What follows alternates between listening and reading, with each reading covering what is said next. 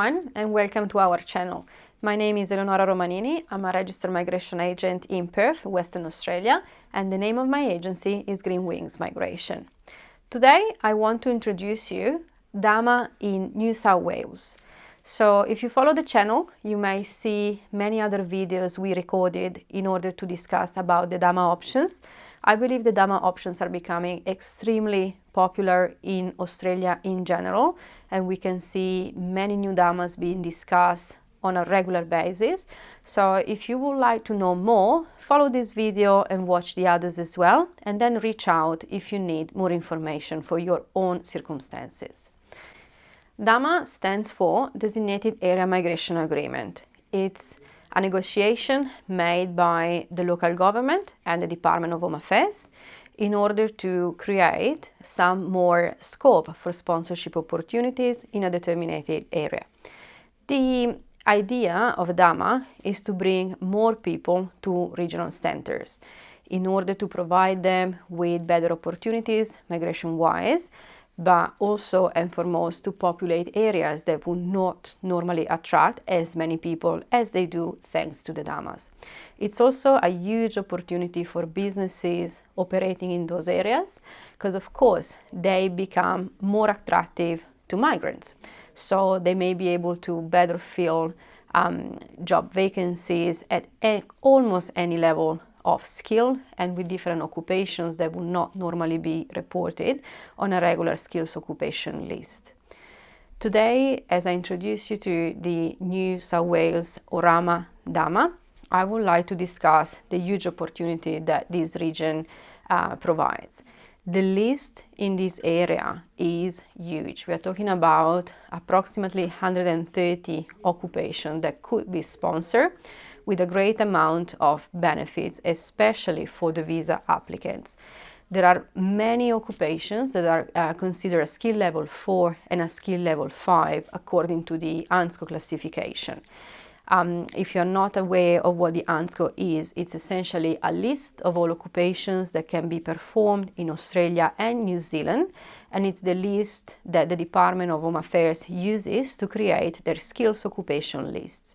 Normally, for regular sponsorship, we see occupations ranging from skill level 1 to skill level 3, and skill level 4 and 5 are normally considered not enough skilled in order to receive a sponsorship, and here is where the DAMA comes into place.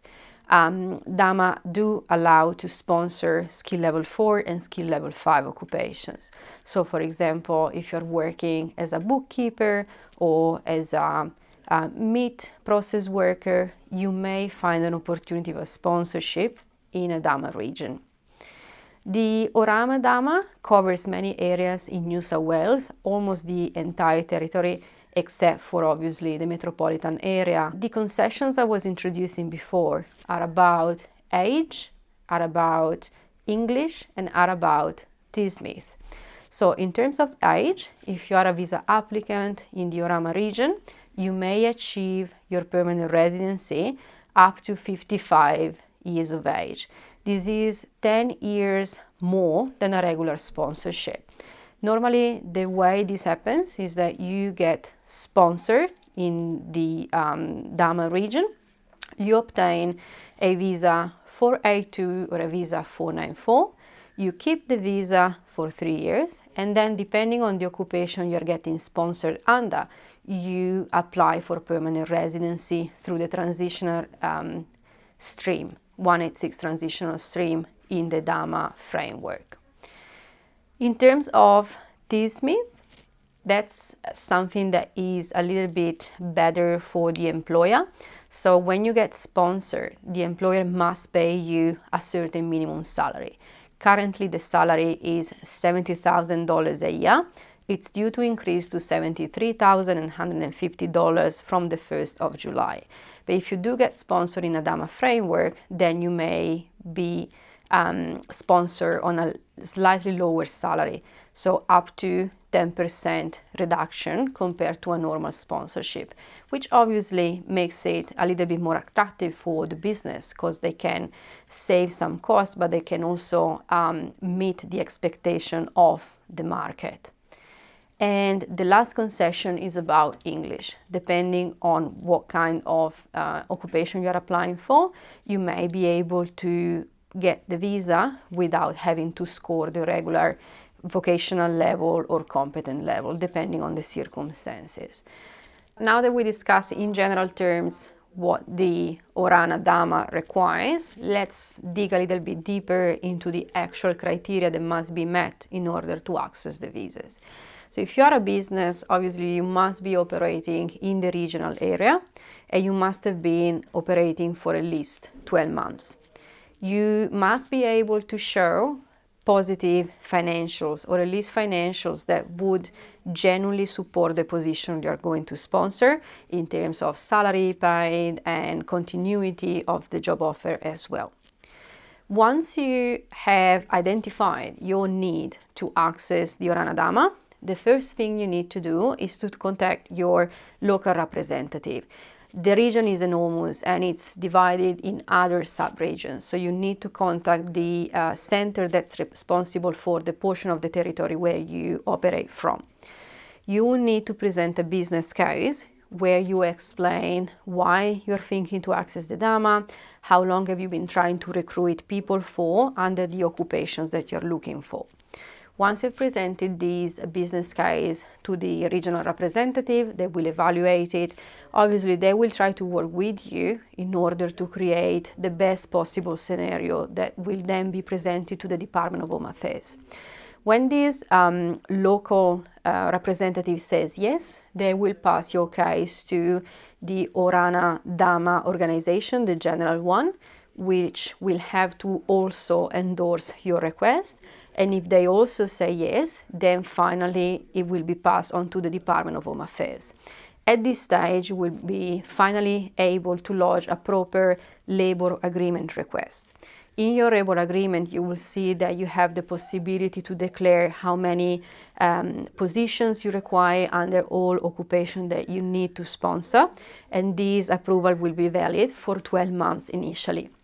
If you need to variate this request, you can do it on a yearly basis, or actually as often as you need, if you see that your need for certain occupations is increasing.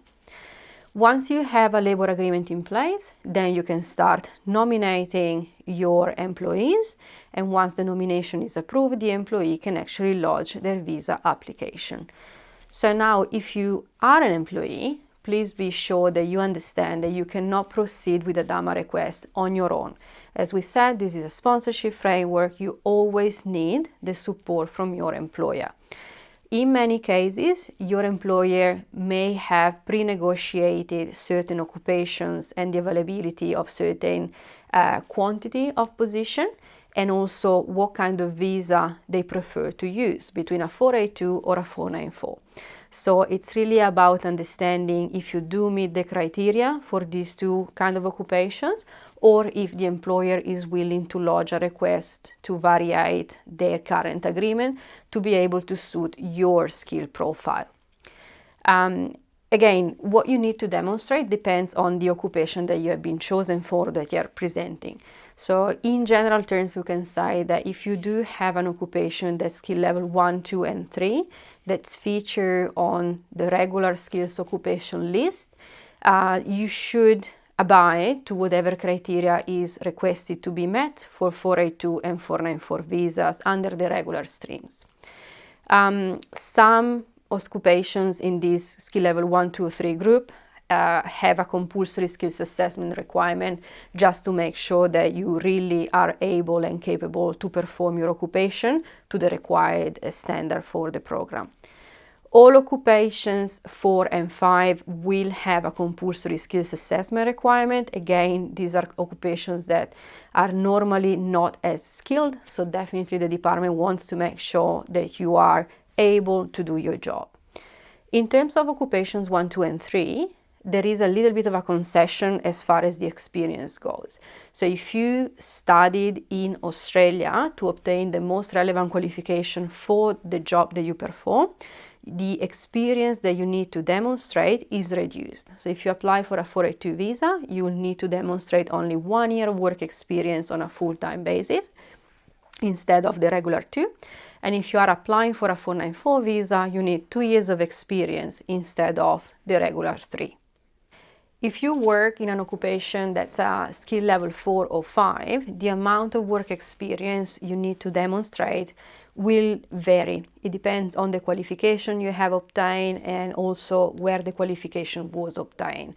So because there are so many different possibilities, I do recommend that you follow the link we are providing, where you can actually see all the different combinations. Rest assured that they really want you to get the visa, so that's why they offer so many different scenarios that you can choose from in order to be able to demonstrate your suitability for this visa application. So just to summarize what we discussed in this video, New South Wales is a big state, is a very competitive state. If you are tried or have tried to migrate to New South Wales, you might have experienced these firsthand. So the DAMA solution, it's actually a great opportunity to obtain a visa, to secure progression to permanent residency, to access certain lower entry-level bars, for example, lower English, less amount of experience, and also being able to apply for permanent residency if you are slightly older than the 45 years of age that's expected from other visa programs. It's also a great opportunity for businesses to keep their staffing level thriving, to get, market underway, which is always great. And it's also a great opportunity for Australia as a country to bring people to the regions, which is something that may not normally happen. If you like this video today, please follow our YouTube channel. You can also follow us on many different social media platforms. We have Facebook, we have Instagram, we have LinkedIn. Most importantly, if you need to discuss your migration circumstances with a registered migration agent, please book a consultation through our website. It's www.greenwingsmigration.com.au. Under the Book a Consultation tab, you will see our agents and you will see the different consultations that we offer. Thank you for being with me today. It's been a pleasure to discuss news about migration and different options. I hope to see you in the next video.